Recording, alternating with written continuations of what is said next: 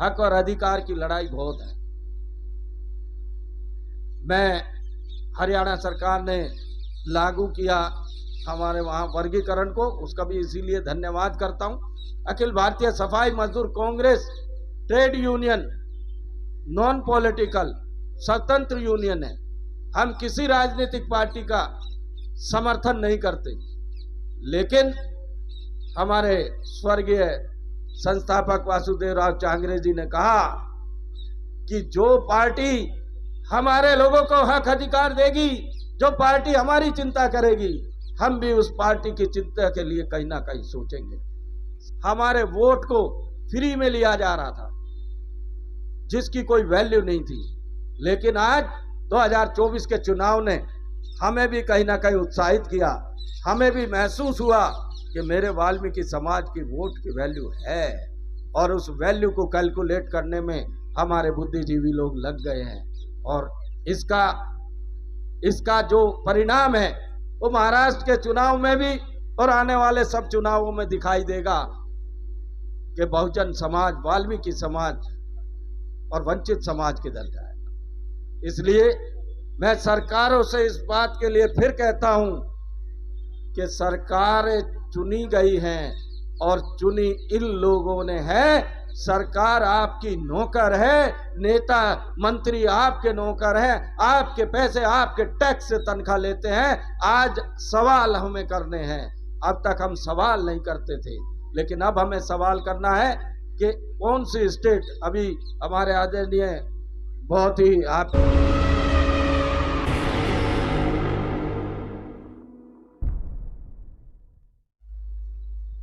साथियों, ठेकेदारी प्रथा एक बहुत बड़ी कोढ़ की बीमारी है, और इस बीमारी का असर निचले तबके पर होता है, उस गरीब, उस वंचित और दलित वर्ग पर होता है।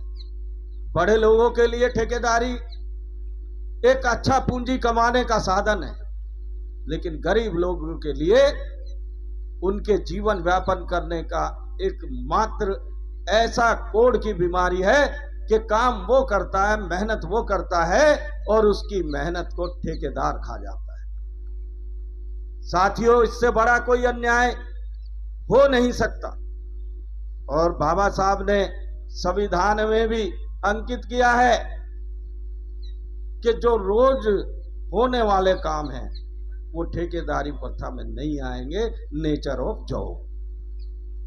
लेकिन संविधान को लेकर घूमने वालों से मैं इस मंच से पूछना चाहता हूं कि क्या वो इस सफाई के काम को नेचर ऑफ जॉब नहीं मानते? और अगर वो इसको नहीं मानते तो मैं समझता हूं कि बाबा साहब के संविधान को भी वो नहीं मानते। और बाबा साहब के संविधान को जो नहीं मानता, बहुजन समाज उनको नहीं मानता।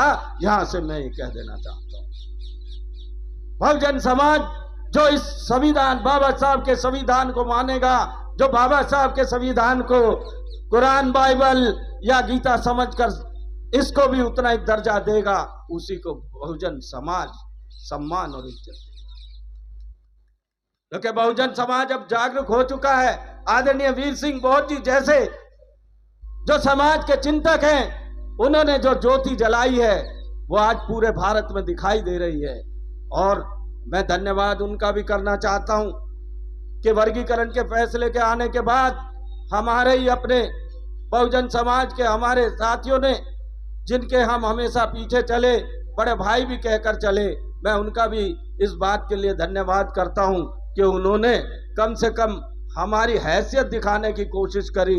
लेकिन उससे हमें एक फायदा हुआ कि आज हमें पता चला कि हम जिसे अपना समझकर चलते हैं वो कहीं ना कहीं एक जगह आकर अपना मुखौटा उतार कर हमें दिखाते हैं। आज हमें पता चला कि वाल्मीकि समाज को कहीं ना कहीं अपना नेतृत्व तैयार करना पड़ेगा। और आदरणीय वीर सिंह बहुत जी ने जो कार्यक्रम चलाए हैं कि वाल्मीकि समाज में नेता पैदा करने, और यहां से हम संकल्प ले रहे हैं। और हमने कहा भी, साथियों, मैं किसी की आलोचना यहां से नहीं चाहता, लेकिन कहीं ना कहीं जिस तरह से वर्गीकरण का फैसला आया, बहन मायावती जी ने कॉन्फ्रेंस करके विरोध करा, भाई चंद्रशेखर जी ने विरोध करा और तमाम लोगों ने विरोध करा।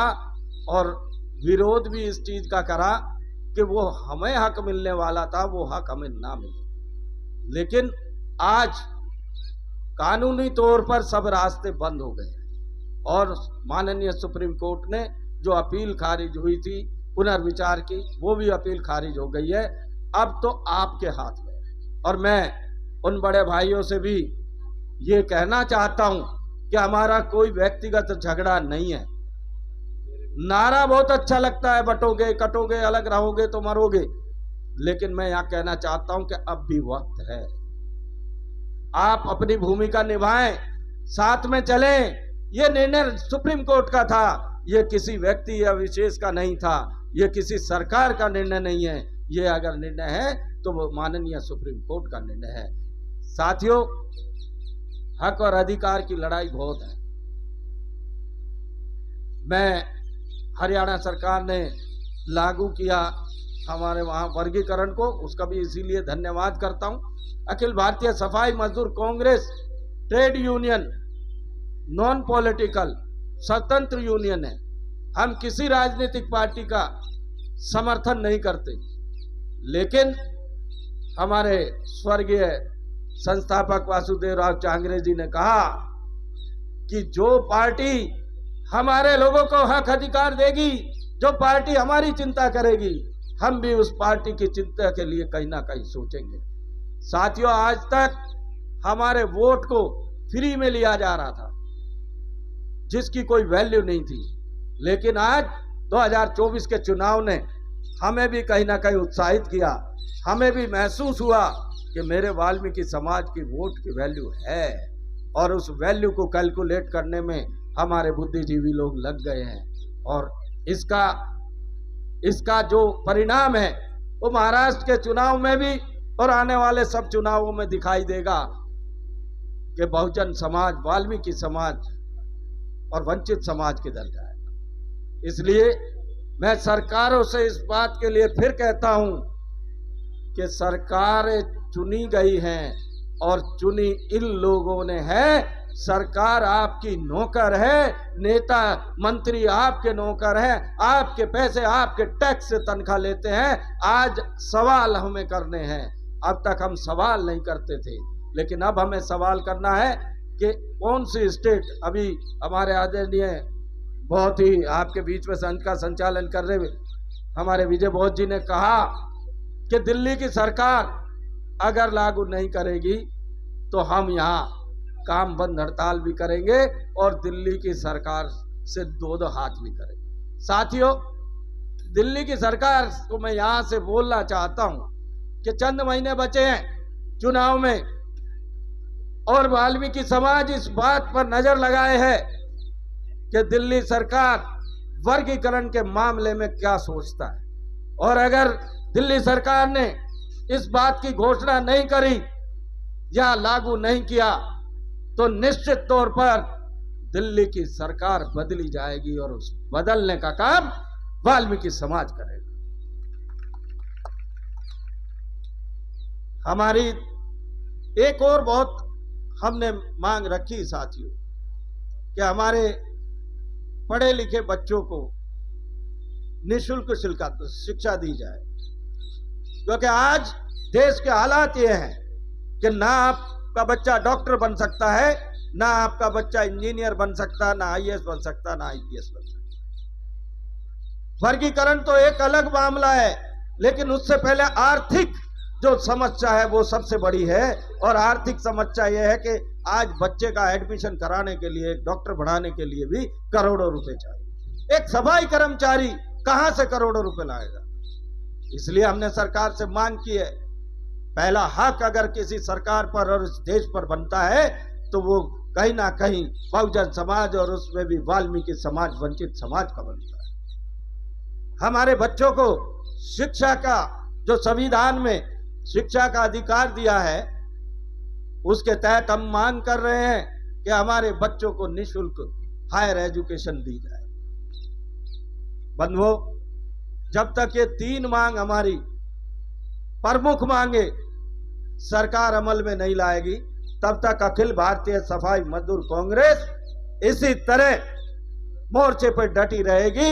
और यहां से मैं कह चुका हूं कि हर प्रदेश में एक दिन का सांकेतिक धरना प्रदर्शन मुख्यमंत्री के निवास पर मेरे प्रदेश के सभी अध्यक्ष पूरे जोर शोर के साथ वो करेंगे। और साथ ही क्योंकि हमारे मोर्चे के यहाँ हरनाम सिंह जी भी हैं, आदरणीय वीर सिंह बहुत जी भी हैं। बंधुओं, अकेले लड़ाई कोई संगठन नहीं लड़ सकता।